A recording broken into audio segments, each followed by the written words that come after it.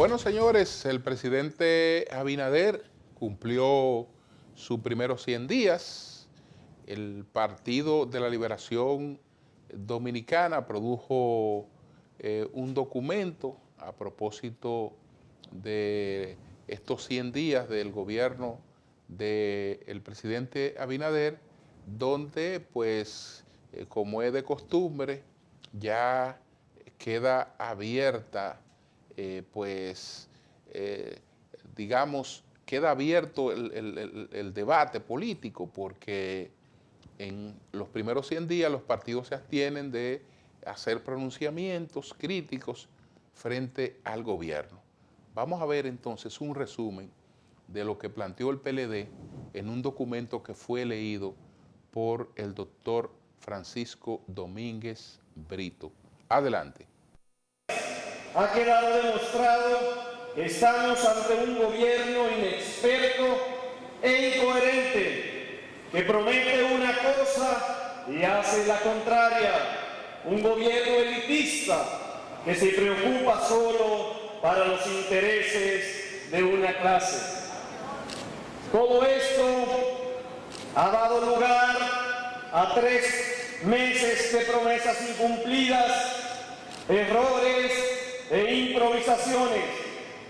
Estamos viendo cómo un gabinete formado por millonarios se muestra indiferente ante la subida de los precios de los alimentos, endeuda al país a razón de 45 millones de dólares al día y amenaza con eliminar las ayudas y el salario de Navidad a las familias justo cuando más lo necesitan.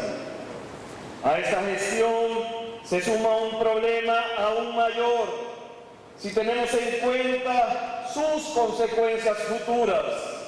Nos referimos a la rápida degradación de nuestras instituciones que estamos presenciando.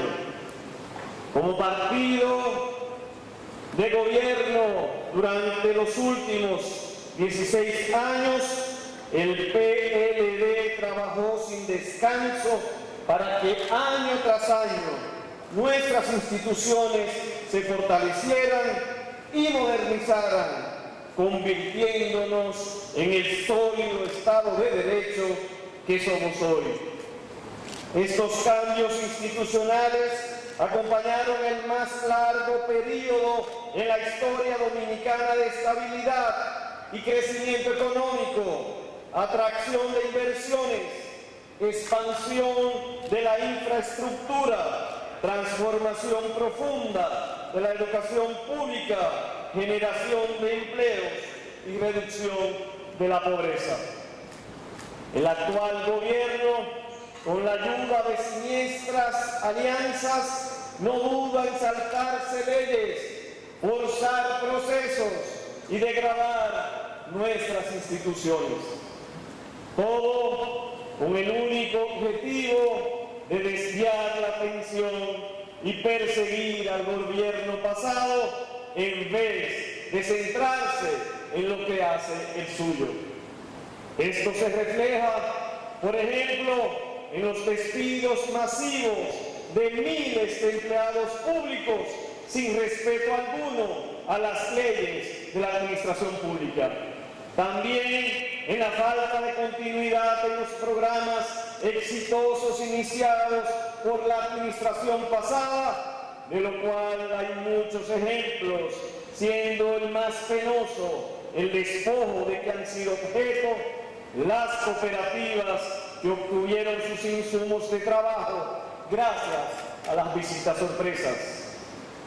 Y por supuesto, en la presión política y mediática a la que se somete al Ministerio Público en el intento de obligarlo a perseguir a sus adversarios políticos, incluso cuando las denuncias carecen de fundamento. Desde el Partido de la Liberación Dominicana queremos dejar claro que estamos de acuerdo en que se investigue y que aquellas personas que hayan cometido ilícitos respondan por sus actos. Pero eso sí, siempre siguiendo el debido proceso establecido por la ley. Pues ese fue un fragmento, ¿no?, de este documento que leyó el Partido de Liberación Dominicana con motivo de los 100 días del gobierno del presidente Abinader, quien por su parte llevó la conmemoración concediendo una entrevista a los directores de los medios del grupo Corripio. En esa entrevista, el presidente habló de la posibilidad de que se flexibilicen los días 24 de diciembre y 1 de enero en relación con el toque de queda, que ya fue extendido por otros 45 días más el estado de emergencia. Hizo referencia a la situación haitiana en términos que compartimos plenamente, en el sentido de que no puede pretenderse que el colapso del Estado haitiano recaiga sobre la República Dominicana, como lo ha pretendido la comunidad internacional o una parte de la comunidad internacional, casi siempre ratificando nuestro apoyo pues a una transición democrática en Venezuela y nuestro total distanciamiento de la dictadura, de la narcodictadura que encabeza Nicolás Maduro, entre otros temas que trató el presidente, y además hablando de el apoyo que va a dar el gobierno a los arroceros, porque el sector arrocero tiene serias dificultades con el acercamiento de la fecha en que el Tratado de Libre Comercio va a permitir el ingreso de arroz estadounidense sin pago de aranceles. Esto es un proceso gradual que se ha venido desmontando y queda totalmente desmontado en el 2025. Y es muy difícil que los productores nacionales puedan competir con el arroz importado de los Estados Unidos, muy difícil. Pero ¿qué pasa? Que no podemos consentirnos el lujo de que nuestro sector arrocero desaparezca. Ese es un sector clave para la economía del país. Por lo tanto, el presidente hizo el compromiso de hacer todo el lobby, toda la gestión que sea necesaria en los Estados Unidos para atenuar lo que tiene que ver con la entrada de este Tratado de Libre Comercio. Hacemos una pausa y al regreso sí que vamos a presentar cuáles fueron los 10 temas más importantes de esta semana. Adelante.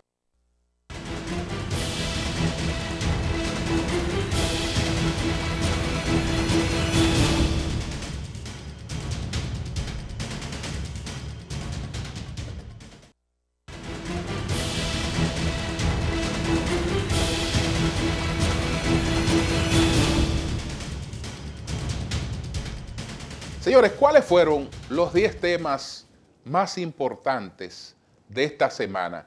Además de los temas que ya a los que nos hemos referido esta noche. Vamos a ver entonces cuáles fueron esos temas. Adelante.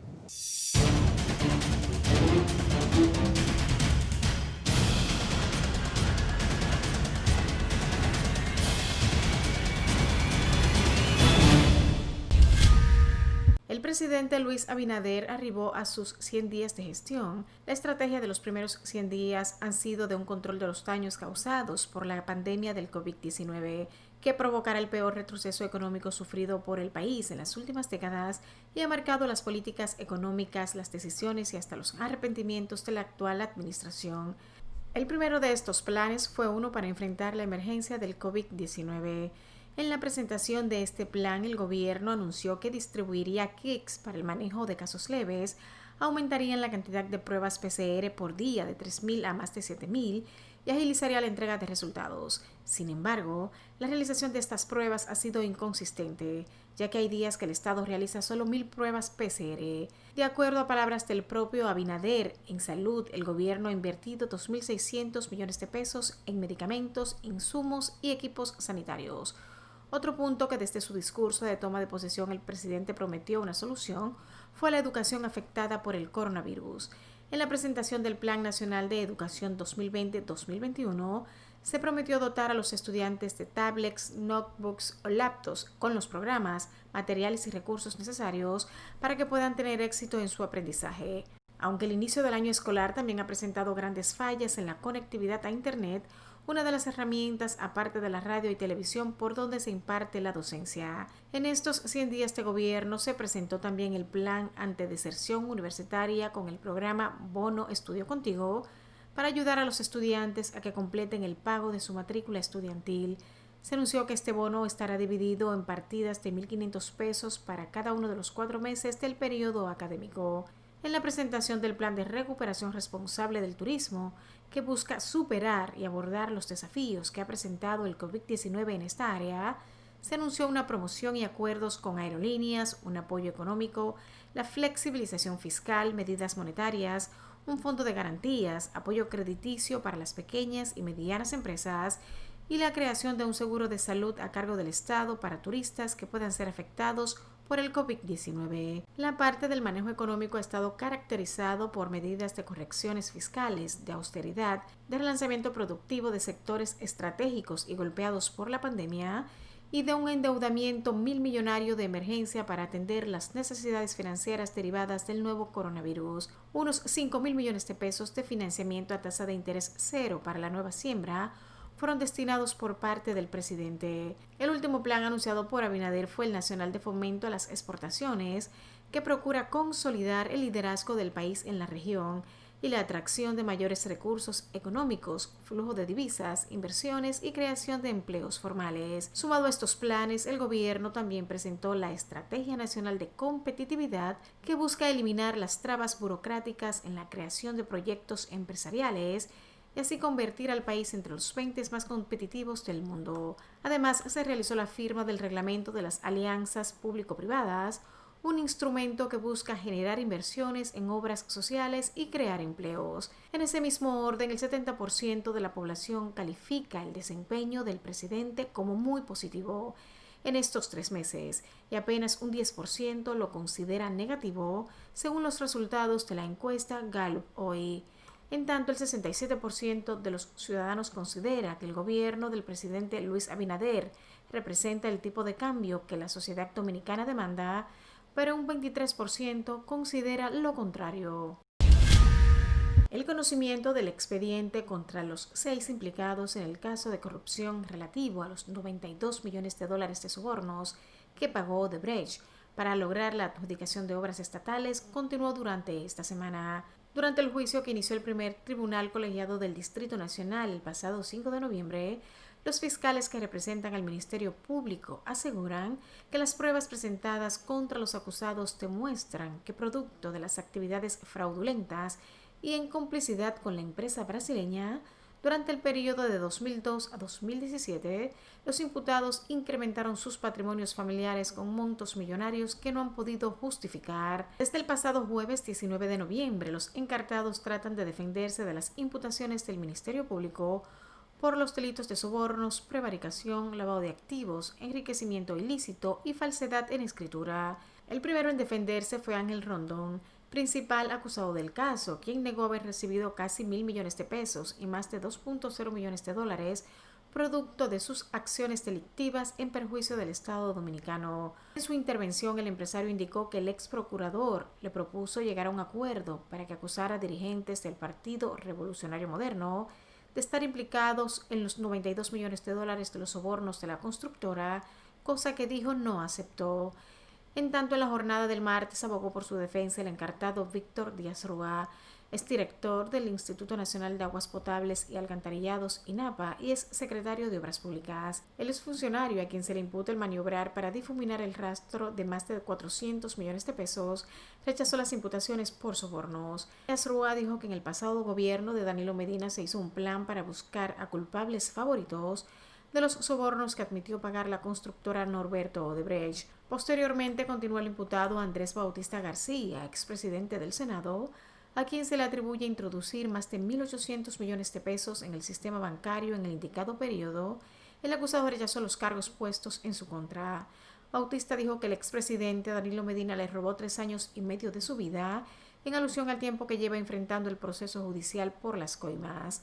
Mientras tanto, luego de que Rondón declaró en el juicio de fondo, el Ministerio Público solicitó que el exgerente de la constructora brasileña, Marcos Vasconcelos Cruz, sea incorporado como testigo en el juicio, pero esta solicitud fue rechazada por el tribunal, al igual que la solicitud de realizarle un nuevo interrogatorio a Ángel Rondón.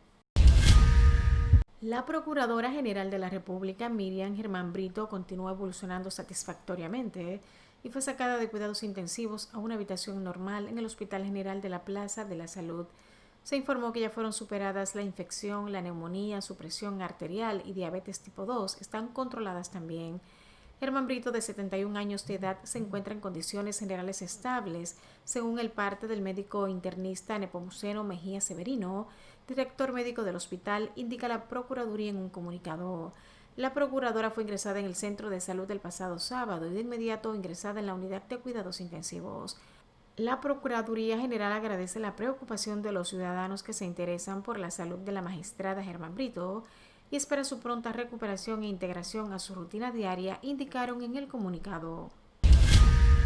El pasado 25 de noviembre conmemoramos el 60 aniversario de la muerte de las hermanas Patria, Minerva y María Teresa Mirabal, 3 heroínas activistas políticas que combatieron fervientemente el régimen del dictador Rafael Leónidas Trujillo y que desde muy temprano comenzaron a sufrir las consecuencias de vivir bajo un régimen dictatorial. Fueron apresadas y torturadas en varias ocasiones. Junto a sus esposos y otros compañeros y compañeras, fundaron el movimiento 14 de junio para combatir y hacer oposición al régimen trujillista. El presidente Luis Abinader encabezó un acto solemne en la Casa Museo de las Mariposas en Conuco, Salcedo, para conmemorar el 60 aniversario de ese vil asesinato. El acto inició alrededor de las 10:30 de la mañana del pasado miércoles, con la entrega de una ofrenda floral en el jardín del museo donde descansan los cuerpos de las Mirabal. La misma fue encabezada por la vicepresidenta de la República, Raquel Peña. Sentimiento, cultura, obituarios, reconocimiento, agradecimiento caracterizaron el acto solemne, donde las autoridades de la provincia aprovecharon la ocasión para enaltecer el valor de las mujeres y hacer un llamado en pro de la erradicación de la violencia en su contra. La historia de las 3 heroínas nacionales, Patria, María Teresa y Minerva Mirabal, al igual que su chofer Rufino de la Cruz, por su resistencia a la tiranía de Rafael Leónidas Trujillo y su trágica muerte el 25 de noviembre de 1960 en la comunidad Los Cañaverales de Puerto Plata, marcó el principio del fin de la dictadura. Desde 1999, las Naciones Unidas declaró el 25 de noviembre como Día Internacional de la No Violencia contra la Mujer, gracias a la propuesta que hiciera la delegación dominicana en 1981 durante el primer encuentro feminista latinoamericano y del Caribe llevado a cabo en Bogotá, Colombia. El periodista Miguel Franjul recibió del presidente de la República, Luis Abinader, el Premio Nacional de Periodismo 2020, la mayor distinción que otorga el Estado Dominicano a través del Ministerio de Educación y el Colegio Dominicano de Periodistas a la trayectoria en los medios de comunicación. Al recibir el galardón, que además de un certificado tiene un premio metálico de $1 millón, Franjul refirió que dicho reconocimiento es como sentir estimulantes palmadas en la espalda con el mensaje «Sigue adelante», con la mirada puesta en un futuro que deberá ser mejor para toda la humanidad. El también director del Listín Diario destacó los retos que afronta el periodismo y los medios de comunicación en la crisis sanitaria creada por el coronavirus, los cuales han tenido que hacer cambios en su modo de trabajar y cumplir con la misión de informar a la sociedad. De su lado, el presidente de la República ponderó las cualidades del periodista y escritor, cuya trayectoria lo hicieron merecedor del galardón. La Asociación de Industrias de la República Dominicana entregó el pasado martes los galardones al mérito industrial a Celso Marrancini el galardón a la labor institucional de apoyo al sector industrial a EdoExpo y el galardón nacional a la industria dominicana al Grupo CID.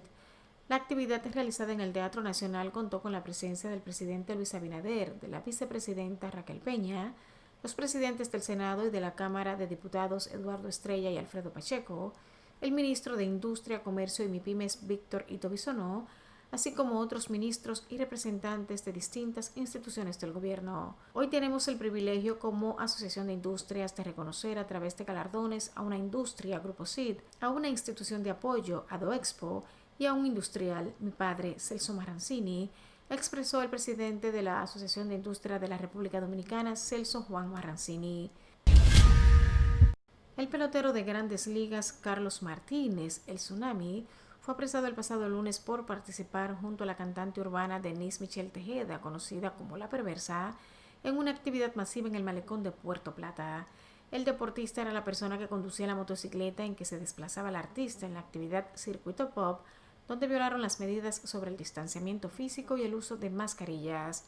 El destacado lanzador de los Cardenales de San Luis se mostró arrepentido de su participación en los incidentes del pasado domingo y difundió un video en el que se le ve leyendo la declaración de arrepentimiento. Finalmente, Donald Trump tuvo el primer reconocimiento implícito de su derrota electoral al aprobar el pasado lunes el proceso de transición de la nueva administración del líder demócrata Joe Biden. El mandatario norteamericano instruyó a su equipo para que coopere con el nuevo presidente electo, aunque señaló que seguirá impugnando los comicios. Trump ha dado luz verde al comienzo del traspaso de poderes después de que los estados de Michigan y Georgia certificaran los resultados antes de la fecha límite del 14 de diciembre. El presidente, sin embargo, aún no ha admitido su derrota y no ha felicitado al ganador. La directora de la Administración de Servicios Generales, Emily Murphy, envió una carta a Biden en la que le designa formalmente como ganador aparente de la elección, lo que pone en marcha el proceso de transición. El equipo del presidente electo recibirá fondos federales, espacios si es necesario en los departamentos y autorización para que sus asesores empiecen a coordinar con los altos cargos de la administración Trump el envío de información y datos para preparar el desembarco de su gobierno. Por su parte, Biden celebró la decisión del presidente.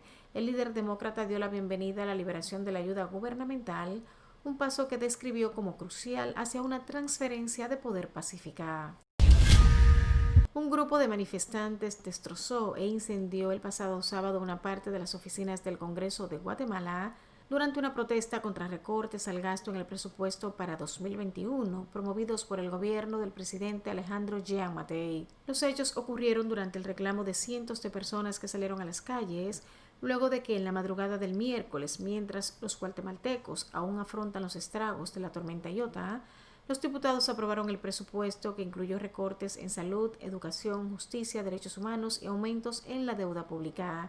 La medida indignó a diversos sectores, desde empresariales hasta religiosos y estudiantiles, en un año marcado por la crisis económica provocada por la pandemia de coronavirus. En consecuencia, el Congreso de Guatemala detuvo el lunes el envío del presupuesto del 2021 al gobierno de Giammattei para su promulgación, después de las graves protestas contra los recortes del plan económico durante el fin de semana, en las que un grupo prendió fuego a oficinas del edificio legislativo. Finalmente, Diego Armando Maradona murió el pasado miércoles tras sufrir un paro cardiorrespiratorio, luego de la operación en la cabeza a la que fue sometido por un hematoma subdural. El 30 de octubre había cumplido 60 años. Futbolistas de varias generaciones, políticos, gobiernos y ciudadanos de todo el planeta se han despedido del Pelusa, al que muchos consideran el mejor futbolista de todos los tiempos. Diego Armando Maradona nació el 30 de octubre de 1960, fue un futbolista y entrenador argentino. Se desempeñó como delantero o mediocampista ofensivo y es reconocido por algunos especialistas, futbolistas y aficionados internacionales como el mejor futbolista de la historia.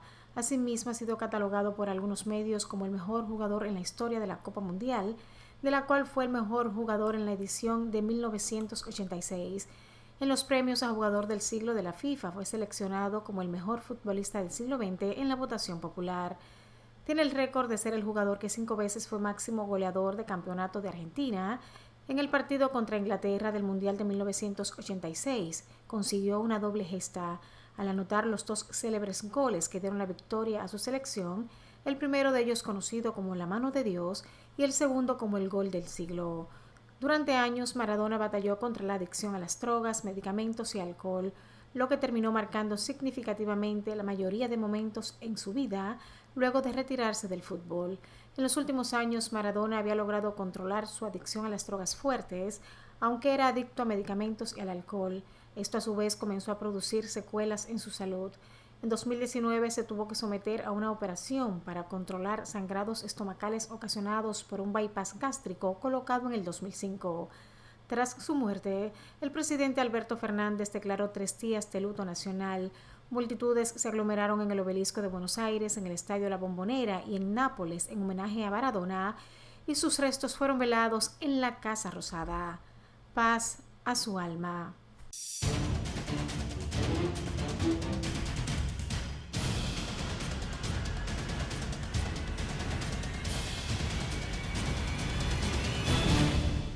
Bien, vamos a una pausa, retornamos en breve.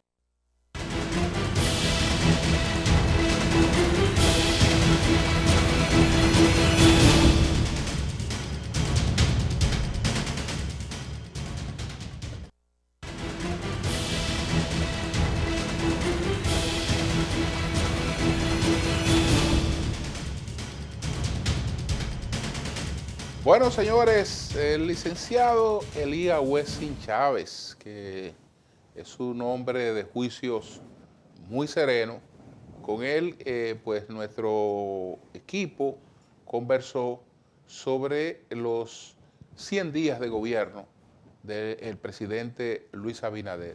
El licenciado Elías Wessing Chávez es el presidente del Partido Quisqueyano Demócrata Cristiano.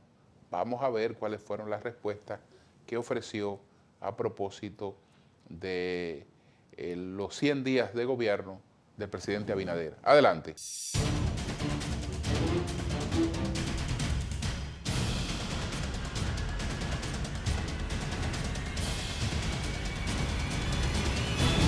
¿Cómo evalúa los primeros 100 días de gobierno del presidente Luis Abinader? ¿Ha respondido a las expectativas creadas o entiende que la pandemia y la precaria situación económica han menguado sus logros? En relación a la primera pregunta, que tiene que ver con el desempeño del gobierno del presidente Luis Abinader, debo decir que el presidente ha inaugurado un nuevo estilo de gobierno, muy diferente al anterior. Hemos sido partícipes de la apertura que él ha tenido con el Congreso Nacional y con sectores de la vida nacional. Lo vemos como un presidente muy activo, que hace presencia en los lugares que se requieren y que tiene respuestas para los problemas que se le plantean. Obviamente, esas respuestas estarán condicionadas por la situación que estamos viviendo a nivel mundial, de manera que el presidente para nosotros ha comenzado a tener buena nota en cuanto a la forma en que ha abordado la cosa pública. ¿Qué opinión tiene sobre el alto nivel de endeudamiento en el que incurrió el gobierno para finalizar el año y las perspectivas de que ocurra algo mayor con el presupuesto 2021, aunque el déficit se ha estimado es de apenas un 3% del PIB? Realmente el nivel de deuda es muy preocupante en relación con el PIB. Y es ahí donde el equipo económico del presidente tiene que hacer los mayores esfuerzos. Una de las críticas que más se hicieron en la comisión bicameral que estudió el presupuesto de parte de los legisladores fue precisamente que no había una compensación en relación con la territorialidad del país, es decir, provincias que aportan un 10%, un 18% a ese presupuesto, como Higüey, el Altagracia en el turismo, por ejemplo, se quejan de que el nivel de inversión que va a hacer el gobierno en esos lugares no se corresponde. Esa será una de las tareas o de las metas que tendrá que superar este gobierno en la aplicación del nuevo presupuesto. Es preocupante el nivel de deuda pública que se está contrayendo. Ya se está hablando de más de un 60% en relación con el PIB, y pienso que a partir de enero el presidente deberá tomar algunas medidas restrictivas en cuanto al gasto, y que el gasto sea de mayor calidad. Le acabamos de aprobar el presupuesto en la Cámara de Diputados, va ahora al Senado. No creo que en el Senado haya mayores inconvenientes, de manera que el presidente va a tener la oportunidad de trazar pautas importantes que nosotros, los que somos gobernados por él en términos de ciencia política, pues contribuyamos de alguna manera también a que el país salga hacia adelante. Todos queremos que el país salga hacia adelante. Entiendo que hasta la oposición, la más radical, eso es lo que quiere. El gobierno ha creado grandes expectativas en torno a posibles acciones de persecución de la corrupción, para la que ha designado una procuraduría con perfil independiente, por lo que la gente espera apresamientos y allanamientos contra exfuncionarios de la administración anterior. ¿Qué entiende usted que podría ocurrir y qué recomienda? Nosotros somos partidarios de que las investigaciones lleguen al nivel que tienen que llegar y que se hagan con objetividad y que no se hagan por asuntos de revanchismo, sino que se tomen en cuenta los hechos, que el aspecto político no influya en las decisiones tanto del Ministerio Público como finalmente de los jueces. El país requiere realmente que aquí se pongan los ejemplos que hay que poner, porque sin dudas en el anterior gobierno hubo corrupción. Hubo corrupción, pero no se puede emprender una cacería de brujas. Hay que investigar, hay que ser justo, hay que llevar un debido proceso y entonces someter al que haya que someter. La Constitución de la República es muy clara en ese aspecto, y también el pueblo dominicano quiere desde hace tiempo que haya una reivindicación en términos de lo que es la mala conducta de muchos funcionarios que cuando llegan a los puestos se olvidan de que lo que están manejando ahí no les pertenece a ellos, sino que es dinero de los impuestos que paga el pueblo y que tienen que ser buenos administradores. Totalmente en contra de persecuciones de tipo político, de tipo revanchista. Eso, en vez de ayudar, lo que hace es que divide aún más la sociedad y afecta de manera, diríamos, fuerte a las familias que son afectadas por las mismas. Eso es lo que debe de hacer el gobierno, o mejor dicho, el Poder Judicial, porque, como muy bien sabemos, las nuevas autoridades del Ministerio Público tienen muy pocos compromisos de tipo político partidario.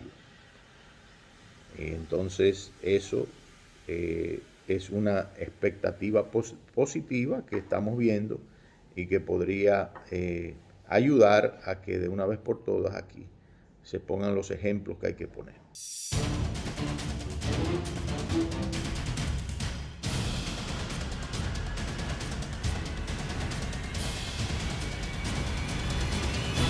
Bueno, señores, gracias al licenciado Elías Uesín Chávez, yo quiero finalmente decir mi mayor preocupación con el tema del presupuesto está en el déficit de apenas un 3% que se ha establecido del Producto Interno Bruto. Eso es insustentable, y una de las cosas con las que nosotros no podemos darnos el lujo de relajar es con la credibilidad del país.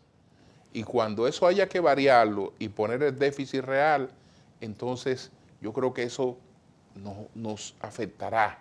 Aparte de lo que ya sí se ha insistido mucho, que es con los capítulos de las políticas sociales, pero yo me imagino que a eso el gobierno acabará buscándole la vuelta, porque sabemos que no podemos consentirnos el lujo de soltar a la gente que ha perdido sus empleos y que esa gente pues vaya sencillamente a pasar hambre, porque después de todo necesitamos una cierta estabilidad para poder recuperar la economía, y si no hay las compensaciones, las ayudas sociales para la gente que está en situaciones más vulnerables, entonces pronto tendríamos problemas sociales que podemos ahorrarnos, y protestas y ese tipo de cosas que no ayudan a salir de una crisis.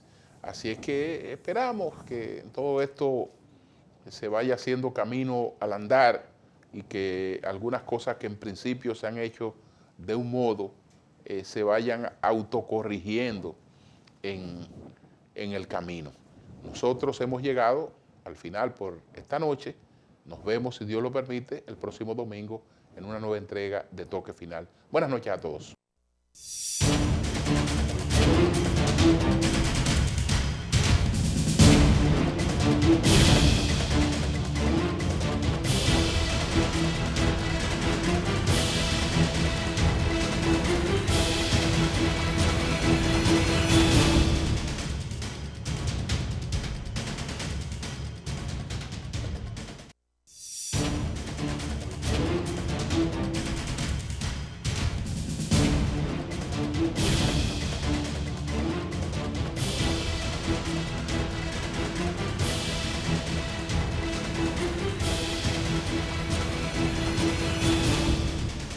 Buenas noches, República Dominicana. Bienvenidos todos a una nueva entrega de Toque Final.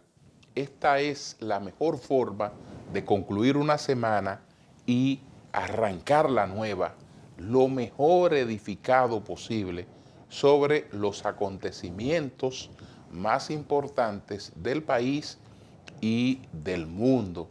Esta ha sido una semana donde pues hemos tenido que expresar tristeza, condolencias a varias familias.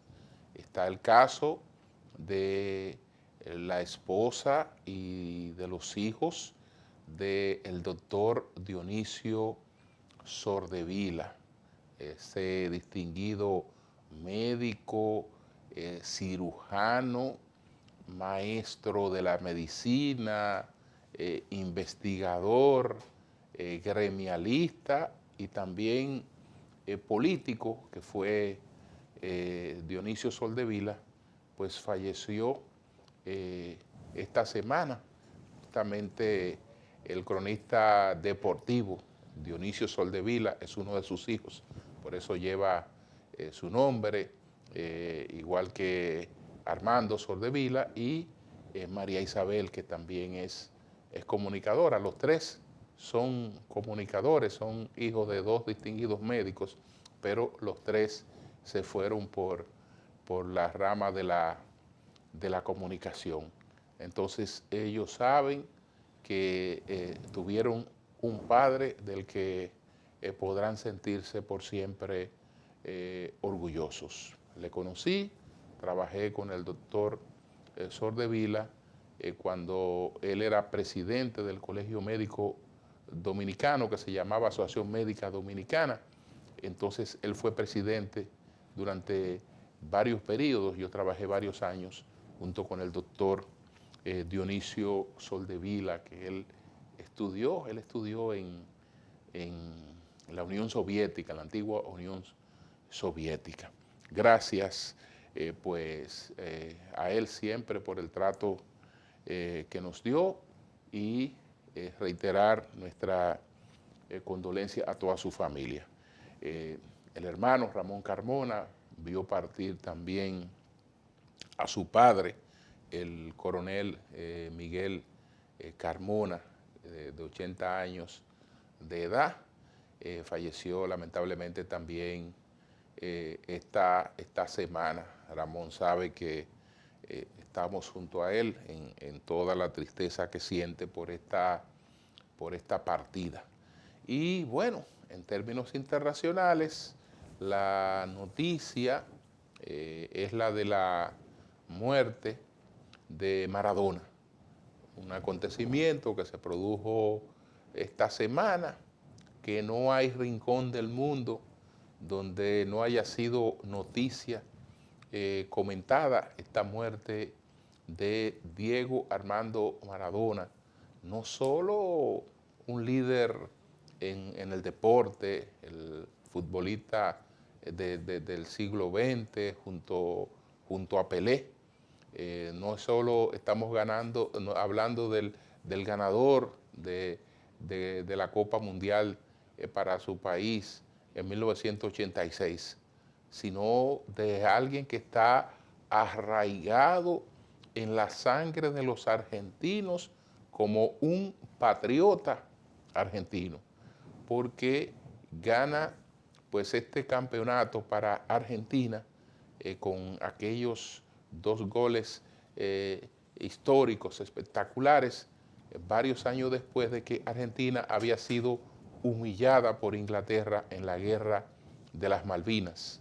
Entonces este triunfo para Argentina significó mucho. Estamos hablando de una vida, por una parte, de un ídolo, ¿no? Y por otra parte, de una persona que lamentablemente cometió muchos errores, una vida incontrolada por la adicción a la cocaína y todo lo que eso implica, porque estamos hablando de que Maradona pudiera ser el sustentador de un gran imperio económico y sin embargo todo lo que logró, muchas de las cosas de las que logró con el tipo de vida que llevó las arruinó, pero no dejó de ser el ídolo que es Diego Armando Maradona. Entonces, desde hecho, es un hecho lamentable, 60 años apenas tenía Maradona. Entonces, señores, por otra parte, desear la recuperación, la pronta recuperación para el nuevo director de la Policía Nacional, el licenciado Eduardo Ramón Sánchez González, el mayor general pues Sánchez González, Eduardo Ramón Sánchez González, director de la Policía Nacional, que esta semana informó de que tenía COVID y que la prueba había dado positivo a la prueba de COVID, totalmente asintomático, el director de la Policía Nacional, y entonces se ha aislado justamente en su oficina de la Policía Nacional hasta poder superar esta situación sin abandonar sus funciones. También desear la pronta recuperación, que por igual está con COVID, de José Ramón Peralta. Esperamos que pronto también Peralta pues haya superado el COVID, y en estos casos son personas que han tenido COVID y no han tenido los síntomas que se conocían en principio de esta enfermedad, que eran muy comunes, sino que prácticamente lo saben que tienen COVID porque las pruebas así se han confirmado que tienen COVID. Por otra parte, señores, antes de irnos a la pausa, bueno, hay 2 colegas ahí envueltos en situaciones lamentables por tema de separaciones que han tenido trascendencia pública. El caso, por ejemplo, de Julio Clemente, que incluso esta semana fue apresado, algo que uno no se explica porque Julio Clemente desde hace tiempo había venido presentando denuncias de situaciones de agresión de la que había sido objeto, incluso en el canal de televisión donde trabaja como conductor del show de mediodía. Ahí su expareja se había presentado agrediendo sus vehículos, intentándolo agredir a él y una serie de cosas.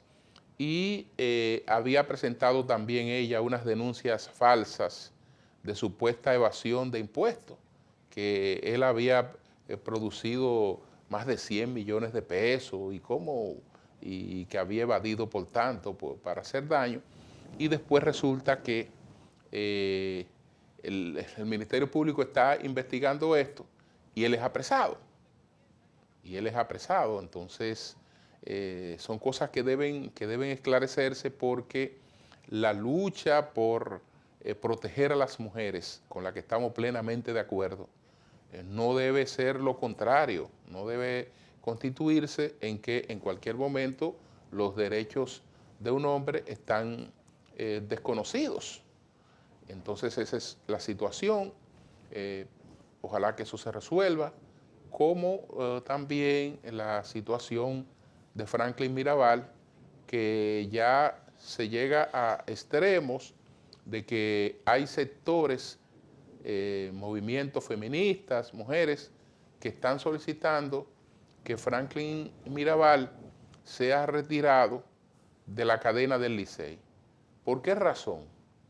Porque Franklin Mirabal ha presentado una querella en el conflicto que tiene con su esposa, porque aún no se han divorciado. Uno lamenta mucho ese conflicto, ojalá que lo puedan resolver, pero el hecho de que una persona apele ante un tercero imparcial no es una agresión. Eso no es una agresión. Entonces, ¿por qué censurar que una persona que sienta derechos afectados pues vaya ante un juez? ¿No? Lo que tenemos que pedirle a todo el mundo es que usted no es juez, usted no es dueño de la vida de una mujer, ni la mujer es dueño de la vida de un hombre. Entonces, usted no puede resolver sus conflictos apelando a la violencia. Eso sí, pero no le podemos decir a la gente al mismo tiempo que le decimos no apele a la violencia, no apele a la justicia, porque algún camino tiene que buscar la gente para canalizar sus conflictos, y yo creo que el camino correcto es el de la justicia, cuando otro tipo de mediación no es suficiente. Entonces me parecería que eso sería una exageración. Señores, vamos a nuestra primera pausa comercial. Al regreso vamos a presentar un resumen de lo que planteó el PLD con motivo de los primeros 100 días del gobierno del presidente Abinader, y un poco más adelante presentaremos cuáles fueron los 10 temas más importantes de esta semana. Adelante.